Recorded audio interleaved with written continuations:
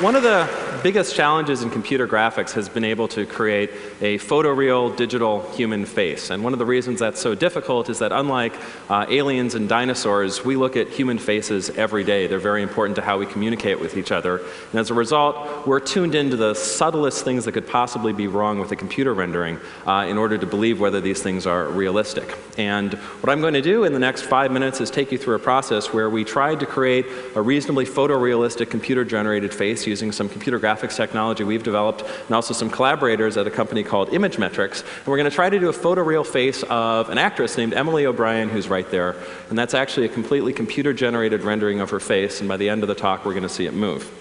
The way that we did this is we tried to start with Emily herself, who was gracious enough to come to our laboratory in Marina del Rey and sit for a session in Light Stage 5. This is a face scanning sphere with 156 white LEDs all around that allow us to photograph her in a series of very controlled illumination conditions. And the lighting that we use these days looks something like this. We shoot all of these photographs in about 3 seconds, and we basically capture enough information with video projector patterns that drape over the contours of her face and different principal directions of light from the light stage to figure out both the coarse scale and the fine scale detail of her face. If we zoom in on this photograph right here, you can see it's a really nice photograph to have of her because she's lit from absolutely everywhere at the same time to get a nice image of her facial texture. And in addition, we've actually used polarizers on all the lights. Just like polarized sunglasses can block the glare off of the road, polarizers can block the shine off of the skin so we don't get all those specular reflections to take this map.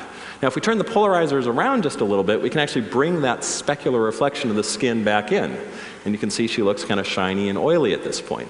And if you take the difference between these two images here, you can get an image lit from the entire sphere of light of just the shine off of Emily's skin. I don't think any photograph like this had ever been taken before we had done this. And this is very important light to capture because this is the light that reflects off of the first surface of the skin. It doesn't get underneath the translucent layers of the skin and blur out.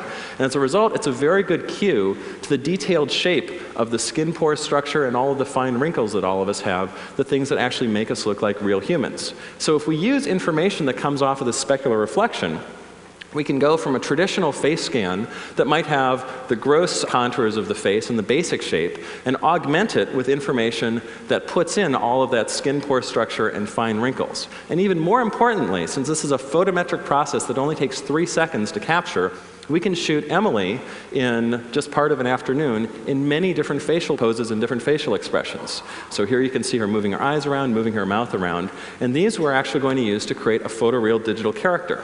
So if you take a look at these scans that we have of Emily, you can see that the human face does an enormous amount of amazing things as it goes into different facial expressions. You can see things, not only the base shape changes, but all sorts of different skin buckling and skin wrinkling occurs. You can see that the skin pore structure changes enormously from stretched skin pores to the regular skin texture. You can see the furrows in the brow and how the microstructure changes there. You can see muscles pulling down at flesh to bring her eyebrows down, or muscles bulging in her forehead when she winces like that. And in addition to this kind of high-resolution geometry, since it's all captured with cameras, we get a great texture map to use for the face. And by looking at how the different color channels of the illumination, the red and the green and the blue, diffuse the light differently, we can come up with a way of shading the skin in the computer that instead of looking like a plaster mannequin, actually looks like it's made out of living human flesh. And this is what we used to give to the company Image Metrics to create a rigged digital version of Emily. We're just seeing the coarse scale geometry here, but they basically created a digital puppet of her where you can pull on these various strings and it actually moves her face in ways that are completely consistent with the scans that we took. In addition to the coarse scale geometry, they also used all of that detail to create a set of what are called displacement maps that animate as well. These are the displacement maps here, and you can see those different wrinkles actually show up as she animates.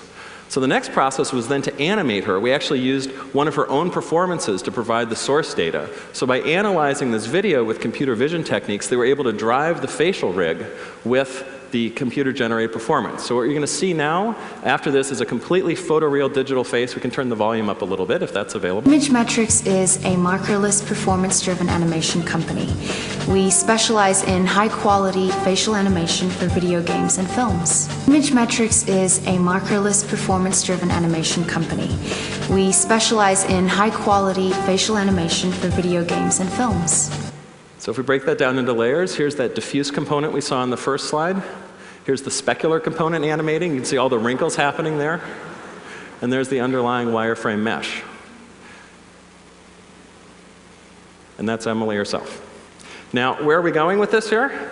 We've actually gone a little bit beyond light stage 5. This is light stage 6, and we're looking at taking this technology and applying it to whole human bodies. This is Bruce Lahman, one of our researchers in the group, who graciously agreed to get captured running in the light stage. And let's take a look at a computer-generated version of Bruce running in a new environment.